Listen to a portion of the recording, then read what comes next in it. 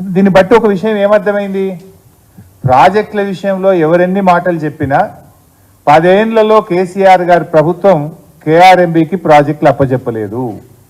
కానీ వచ్చిన 2 నెలల్లోనే మీరు అవగాహన రైత్యంతో తొందరపాటుతో మీరు ఇలా మన తెలంగాణ ప్రాజెక్టులను ఢిల్లీ చేతిలో పెట్టి అడుక్క తినే పరిస్థితి తెచ్చినారు మీరు. Is it not your failure? కానీ దురదృష్టం ఏంటంటే ఆ ఫెయిల్యూర్ను